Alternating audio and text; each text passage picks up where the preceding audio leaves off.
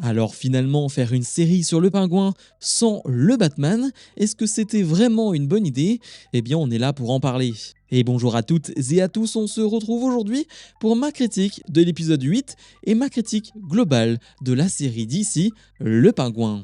Et comme d'habitude, on va commencer avec une partie sans spoiler. Qu'est-ce que je peux vous dire sans spoiler? Il est vrai, je n'avais pas fait de critique depuis un bon moment sur Le Pingouin. Pas que j'en avais pas envie, simplement par manque de temps, je ne pouvais pas en faire chaque semaine, mais bien sûr, on se retrouve pour ce dernier épisode pour faire un bilan global de cette saison. Déjà, on se quittait la semaine dernière avec le pingouin qui se faisait embarquer par les hommes de Sofia Falcone après une énorme explosion, et ça nous annonçait justement un dernier épisode explosif. Un épisode qui va durer plus longtemps que la normale, on est sur 1h10 environ, ce qui est pas mal, et c'est un épisode qui finalement ne va pas être dans l'action, ne va pas être dans l'explosif, justement, ne va pas être dans le spectaculaire. Non, on est plutôt sur l'émotion, on est plutôt sur des explications, et ça ne m'a pas forcément dérangé. Alors je ne trouve pas l'épisode extraordinaire, je le trouve bon, mais il y a des problèmes que je retrouve dans cette série globalement. Il y a des problèmes, selon moi, de facilité scénaristique. À plusieurs moments, le pingouin, tout au long de la série, a été piégé, a été emprisonné, bref, a été dans la mouise. Et il a réussi à s'en échapper, il a réussi à s'en sortir. Et souvent, je trouve que la manière dont c'est fait, c'est un peu cartoonesque, c'est un peu exagéré. Dans une série qui se veut réaliste, dans le monde du film The Batman qui est très réaliste, je trouve que parfois ça va un poil trop loin, et à un moment donné, moi je n'y crois plus du tout. Je ne peux pas en parler sans spoiler, mais j'en parlerai dans la partie spoiler.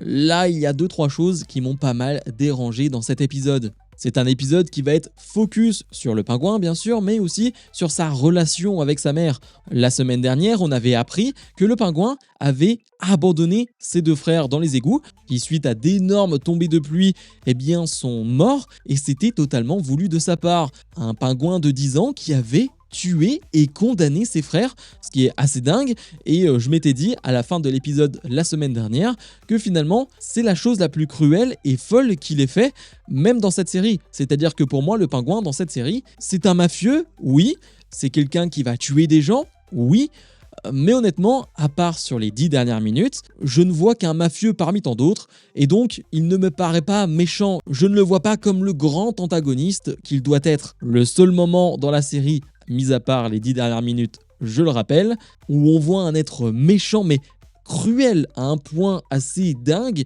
c'est lorsqu'il va condamner ses frères dans les égouts. Et c'est à la fois perturbant, vraiment cool, et en même temps, comme je le disais, un peu dérangeant parce que le Oz adulte n'a pas forcément fait quelque chose d'aussi cruel. En tout cas, ça nous a pas été présenté de cette manière, mis à part les 10 dernières minutes. Donc en bref, je trouve que la série se conclut plutôt bien. Ce n'est pas la série de l'année, selon moi. Ça reste une série très agréable, avec de superbes interprétations de la part de tous les acteurs. Je les trouve tous excellents. Une mise en scène assez classique. Visuellement, ça tient très bien la route. Donc à ce niveau-là, je n'ai pas de problème. Je cherchais du divertissement en regardant cette série, et globalement, je l'ai eu. Bref, maintenant passons à la partie avec spoiler. Et en vérité, la partie spoiler va être très rapide parce que, comme je l'ai dit, c'est un épisode qui ressemble un peu à tous les autres. Et dans cet épisode, donc, le pingouin va être en difficulté, va être kidnappé par Sofia Falcone, sauf que, comme tous les épisodes, il va réussir à s'échapper. La manière dont il s'échappe, ça me dérange encore beaucoup. On a l'impression que c'est avec l'adrénaline qu'il arrive à enlever ses cordes, il est ligoté à une chaise, lui qui voit sa mère souffrir, qui a été elle aussi kidnappée par Sofia Falcone. Bref, c'est une situation qu'on a vue et revue et ça ne m'a pas énormément plu. La chose qui m'a plu dans l'épisode, justement, c'est la relation pingouin avec sa mère.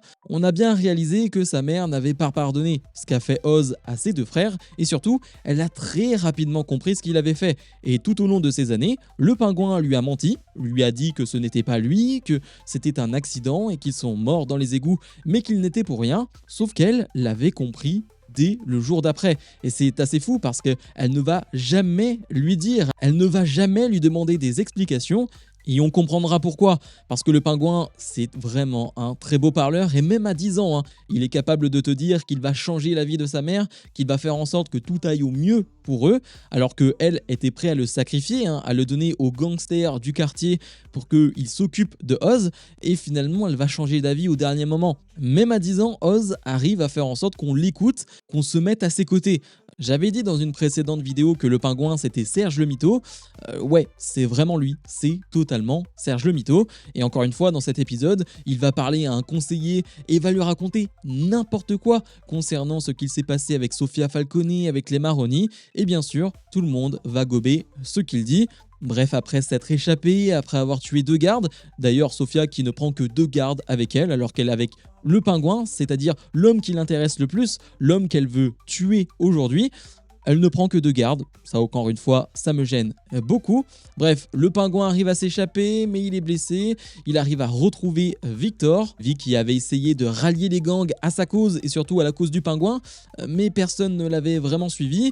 Sauf que finalement si, parce que les seconds de chaque gang vont finalement s'allier au pingouin et à Victor, et tout ça va leur permettre de prendre l'avantage sur Sofia Falcone. Le pingouin va l'emmener faire une petite balade, hein, comme il le faisait à l'époque qu'il était son chauffeur.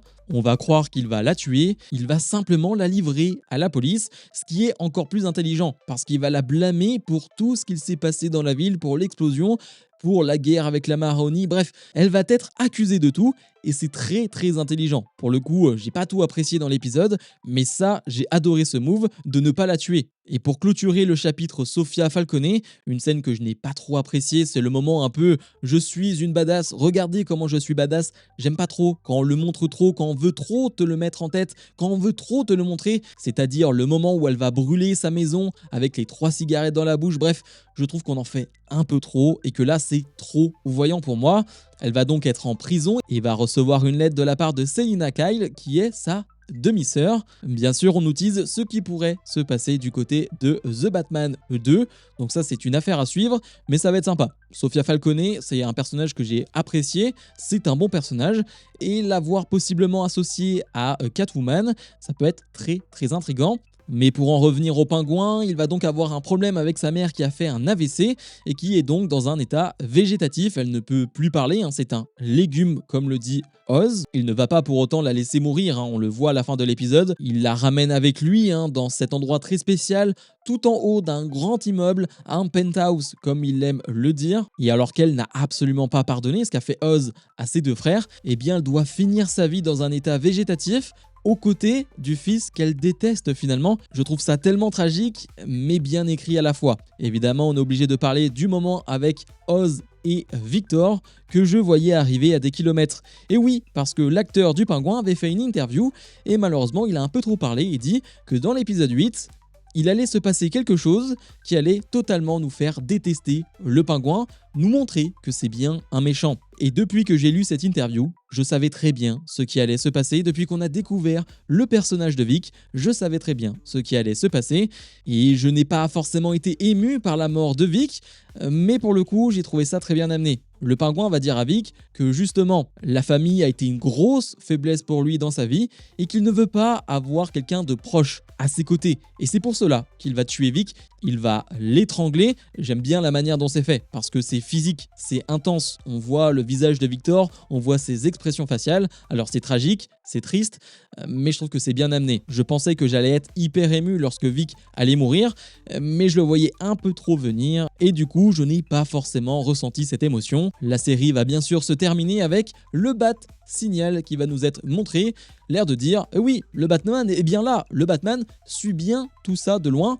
Bon, on peut quand même le dire maintenant, c'est problématique de ne pas avoir le Batman dans cette série. On s'en doutait. Robert Pattinson n'allait pas être dans une série d'ici Le Pingouin sur Max. En termes de budget, ça passe pas. Donc on s'en doutait qu'il n'allait pas apparaître en Batman. Mais du coup, c'est pas hyper cohérent lorsque tu vois des explosions dans Gotham et que Batman ne vient même pas. Moi, ça me pose quelques problèmes. Qu'il n'interagisse pas tout le temps, qu'il ne vienne pas tout le temps, bien sûr, c'est normal. Il n'y avait pas de quoi le faire à chaque épisode. Mais à certains moments, comme sur la dernière explosion, le fait qu'il ne se manifeste même pas, ouais, moi ça me gêne beaucoup. Bref, en bilan, c'est une série que j'ai bien aimée. C'est pas le grand chef-d'œuvre qu'on essaye de nous vendre, en tout cas selon moi. Bien sûr, ce n'est que mon avis, mais ça reste une bonne série, ça reste un bon divertissement.